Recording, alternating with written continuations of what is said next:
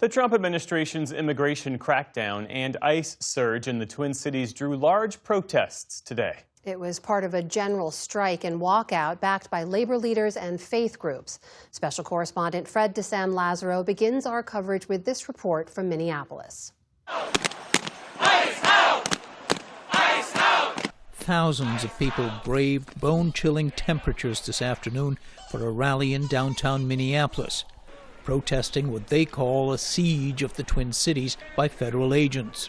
For many here and throughout the Twin Cities, Renee Nicole Good has become an icon. The 37-year-old mother of three was shot by an ICE officer in Minneapolis 2 weeks ago.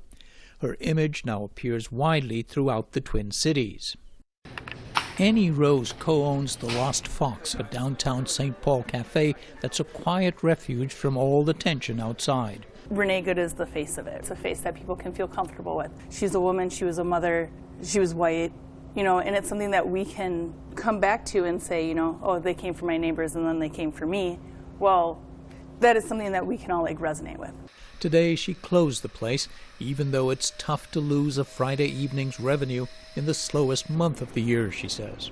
It's already hard out here. Every January I take out a no-interest credit card to make sure I can make payroll. This year I'm going to probably have to pay interest on that credit card. Across the metro area, hundreds of small businesses, especially restaurants, heeded a call to observe a general strike, many in sympathy with immigrant-owned shops where business has plummeted sharply amid fears of ICE patrols. Schools in the area also closed today. Labor unions led the call for the general strike, but the decision was made easier by today's life-threatening low temperatures. Still, Annie Rose said she felt compelled to brace them.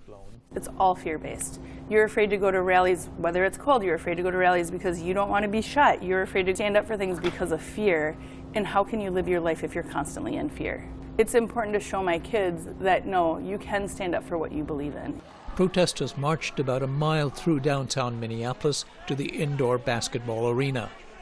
The DHS gave no signs today of easing up on its surge on the Twin Cities in the days ahead. On Thursday, Border Patrol Chief Greg Bovino was asked if there's a number of arrests agents were targeting. There is a number, and it's called all of them. DHS Secretary Kristi Noem said 10,000, quote, criminal illegal aliens have been arrested here, a sharp spike from the start of the week when the agency put the figure at 3,000. But the department has released details of far fewer cases, which it calls the worst of the worst. All this comes at a time of rising public scrutiny. ICE officers detained a 5-year-old boy on Tuesday during an immigration enforcement operation. At a press conference today, Marcos Charles, the head of ICE's deportation branch, said the boy was being cared for. We do everything in our power not to separate families. So they took him back together to Minneapolis, here to the city, to the ICE facility for processing, and now they are being well cared for at a family residential center. This is what community looks like. On Thursday, 3 prominent civic activists were arrested after an anti-ICE protest at a St. Paul church. The White House later posted an AI-manipulated image of one woman to its social media account. When asked about the image, Kaylin Dorr, the White House Deputy Communications Director, wrote, "Enforcement of the law will continue. The memes will continue." At a separate anti-ICE rally today, roughly 100 people, including members of clergy, were arrested after protesting outside a terminal at the Minneapolis-St. Paul International Airport. I am slowly losing hope, and that is a problem, and that's what keeps me up at night.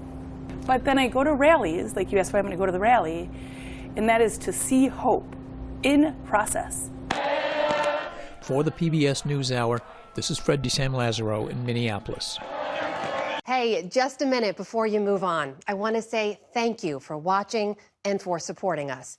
It's you, all of our viewers, our readers, and our listeners who make everything that we do possible. So thank you from everyone here at PBS News.